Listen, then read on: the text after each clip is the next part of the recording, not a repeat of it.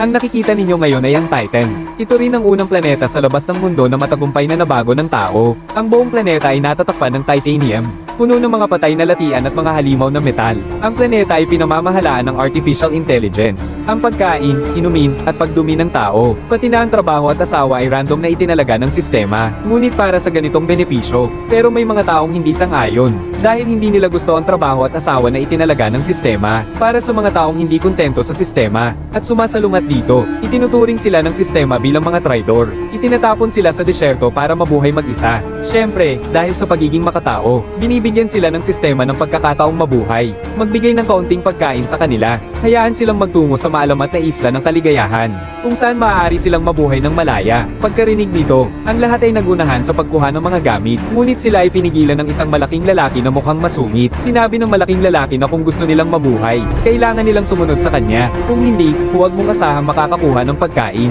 Hindi nagustuhan ni Sam ang narinig. Sinabi niya na mag-isa siyang kikilos. Kaya niyang hindi kumain. Pero gusto niya ang malaking bakal na kahon na lalagyan ng pagkain. Bagamat hindi alam kung para saan ni Sam ang bakal na kahon, nakita ni Xiaomei na kakaiba si Sam. Kaya nagboluntaryo siyang sumama kay Sam. Si Big Guy, nang makitang may handang magbigay ng pagkain, natural, mas masaya siya kaysa kanino man. Dahil higit sa lahat, pagkain ang pinakamahalaga. Kaya naman, agad niyang sinang-ayunan na ibigay ang kahon kay Sam. Nang sandaling iyon, nagbigay ng babala ang sistema, na nag-uutos sa kanila na umalis agad. Kung hindi, papatayin sila. Walang gustong maunang mamatay. Para mabuhay, kailangan nilang pumunta sa kaibuturan ng disyerto. Nang makita ito ni Sam, nagmadali rin siyang umalis. Pumili siya ng ibang daan. Pero habang naglalakad, may humabol sa kanyang babae. Babae, kasama siya ng malaking grupo. Bakit bigla siyang kumampi sa iba? Hinala ni Sam na may daya, at hindi nga siya nagkamali. Isang laser cannon ang biglang sumugod. Agad na nagtago si Sam sa likod ng harang. Buti na lang at nakaligtas siya, para makaiwas sa mga bala. Siya at si Xiaomei ay sumusulong. Hinihila ang mga bagahe papasok sa magnetic zone. Dito, ang mga sandatang laser ay hindi gagana. Ngunit hindi ito nangangahulugan na ligtas, dahil ang magnetic zone ng tahanan ng mga halimaw. Ito ay hindi. Habang naglilinis si Xiaomei ng kanyang katawan, isang aksidente ang nangyari. Natuklasan ni Sam na mayroong electric whip scorpion sa likuran niya. Dali-daling pinakalma ni Sam si Xiaomei at sinabihang huwag gumalaw. Pagkatapos ay naghubad siya ng damit at sumugod patungo sa electric whip scorpion. Ngunit hindi niya inaasahan na ang nilalang na ito, na payat at mahaba, ay ubod pala ng bagsik. Madali siyang binuhat ni Sam nito. Nakita ni Sam na malapit na siyang mapulupot. Agad namang kinuha ni Xiaomei ang kutsilyo, at walang tigil na sinaksak ang ugat ng electric whipworm. Kaya nakaligtas sila sa panganib. Pagkatapos, gumamit si Sam ng mga bagay sa paligid. Ginawa niyang sandata ang electric whipworm. Hindi niya inaasahan na dumating ang malaking lalaki. Siguro napagtanto niya ang panganib sa ilang. Hinihingi ng malaking tao kay Sam ang kahon na bakal. Pero hindi basta-basta si Sam.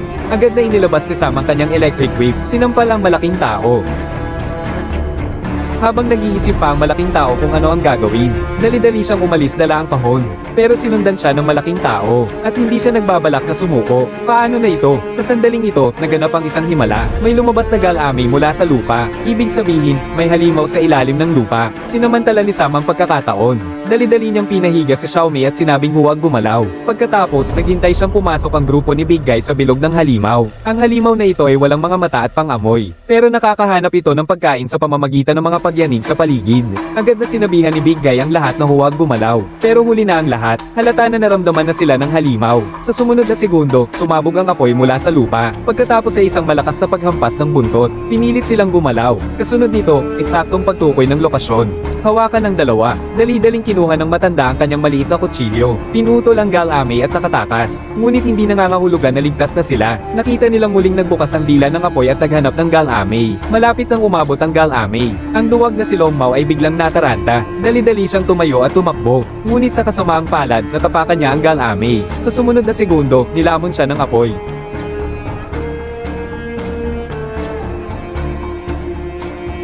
Pagkatapos kumain at mabusog, nawala ang apoy. Sa wakas, pansamantala silang nakaligtas. Paano nalaman ni Day ang paraan para labanan ng halimaw? Yun pala, siya ay tagapayo ng presidente. Pansinin niyo ha, ang presidente dito ay isang AI intelligence system.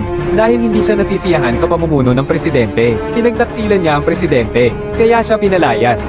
Dahil din sa relasyong ito, kaya alam niya kung paano harapin ang mga halimaw. Bukod pa rito, palihim din siyang nagtanim ng virus sa system. Kapag kumalat na ang virus, mapaparalisa ang sistema. Sa oras na iyon, makakapagsimula muli ang sangkatauhan.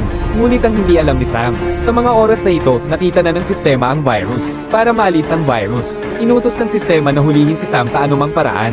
Kabilang na ang paggamit ng mga traidor. Kung sino man ang makakahuli kay Sam, ay mailigtas, makakabalik sa pamumuhay sa syudad. Nang marinig ito, hindi na mapakali ang malaking lalaki. Nangako siyang huhulihin si Sam para makabalik sa syudad. Ngunit ang paghuli ng tao sa gitna ng malawak na disyerto ay para na ring pagpapakamatay. Di nagtagal, nakasalubong nila ang mga kanibal. Ang mga taong ito ay kumakain ng mga dumadaan. Nang makita nilang mapanganib, agad silang tumakbo. Ngunit nahuli pa rin ang babaeng kulot ang buhok at naging pagkain.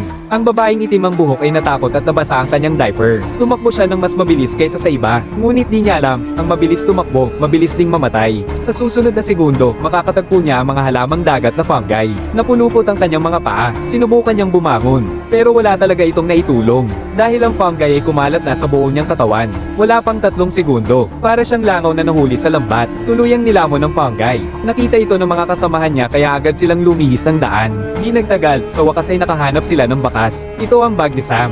Hindi napigilan ng lalaking may balbas na buksan ito. Hindi niya alam na puno pala ito ng fungus. Kaya naman, napahamak ang lalaking may balbas. Habang nakikita niyang isa-isang namamatay ang kanyang mga kasamahan.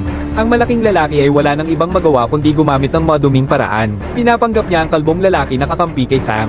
Para patagilan si Sam. Tapos maghanap ng pagkakataon para atakihin si Sam Cat. Alam ni Sam na bitag ito. Pinapabilis niya ang lakad ni Xiaomi para makaalis sa puting. Pero naging maawin si Xiaomi. Gusto niyang tulungan ng kalbong lalaki. Biglang nakaramdam ng kakaiba si Sam. Pero bago pa siya makapag-react, ay nahampas siya ng boomerang. Ang hamampas sa kanya ay hindi iba, kundi ang kasama niyang pinalayas na malaking lalaki. Dahil sinabi ng sistema, kung sino ang makakahuli kay Sam, ay makakabalik sa kalayaan. Kaya't hindi na nag-aksaya ng oras. Dali-daling binuhat ni Big Guy si Sam para makipagtransaksyon sa militar. Ngunit hindi pala mapagkakatiwalaan ng militar. Bigla na lang nilang binaril si Big Guy. Nang makita ni Sam na tinamaan si Big Guy, dali-dali siyang nagtago. Nakita ito ng kapitan. Kaya hinanap niya si Sam. Habang inuutusan ng mga sundalo na harangan ng labasan, hindi nila alam na masyado silang maingay. Naalarma ang halimaw sa bunganga ng yungib. Agad na napatay ang mga sundalo. Sa kabilang banda, ang kapitan, sa tulong ng high-tech na mata, ay nakatagpo ng pahiwatig. Oo, tama. Nahuli niya si Xiaomi. Ang paghuli kay Xiaomi ay katumbas ng paghuli kay Sam. Sa banta ng kapitan, napilitang magpakita si Sam, ngunit hindi inaasahan. Sa sandaling ito, ang malaki ay biglang lumaban. Pinatay niya ang kapitan. Hindi ito inaasahan ng lahat. Lumapit si Sam para pasalamatan ang malaki. Sabi naman ni Big Guy, sana daw ay talunin ni Sam ang sistema para mapalaya tayong lahat. At pagkatapos ay mapayapang umalis sa mundong ito. Matapos ang pangyayaring ito, 3 na lamang ang natirang buhay. Ngunit ang kanilang nasaksihan ay talaga namang nakakagulat. Hinaranggan sila ng isang napakalawak na ilog. Paano na kaya ito? Sa sandaling iyon, natuklasan ni Sam ang mga lumulutang na latian. Maaari nilang gamitin ang mga latian para makapagpatuloy. Sige, gawin na natin. Agad nilang itinali ang mga latian at ginawang maliit na bangka, ngunit hindi nila inaasahan na hindi kayang dalhin ng kaunting buoyancy na iyon ang bigat nilang 3. Nang makitang lulubog na ang bangka, si Tio Mata ay nagpakabayani. Palihim siyang tumalon sa ilog para sa kanilang dalawa, ngunit wala ng panahon para magluksa. Nahanap sila ng spaceship, ngunit nang ihanda na ng spaceship ang armas para sila ay lipulin. Biglang nawala ng kontrol ang sasakyang pangkalawakan. Nahulog ito sa ilog. Ibig sabihin, nagtagumpay si Sam. Matagumpay na nasira ng virus niya ang sistema. Ibig sabihin, makakamit na muli ng mga tao ang kalayaan. Tuwang-tuwa ang dalawa. Hindi nila alam, may mangyayaring hindi inaasahan. Ang kanilang bangka ay mahuhulog sa malalim na bangin. Buti na lang nakatakas tayo. Hindi tayo pwedeng sumuko na lang. Agad na binalot ni Sam ang kanyang katawan ng putik. Hindi niya akalain na epektibo pala ito. Hindi lamang sila nasaktan. Nagkataon pa na napadpad sila sa sinasabing isla ng kaligayahan. Kasabay ng pag-input ni Sam ng password. Dahan-daang bumukas ang pintong bato. Ang tinatawag palang Happy Island ay hindi isang lungsod, kundi isang sasakyang panghimpapawid. Sa huli ng pelikula, sumakay ang dalawa sa sasakyang panghimpapawid para makatakas sa Titan, at namuhay ng malaya at masaya.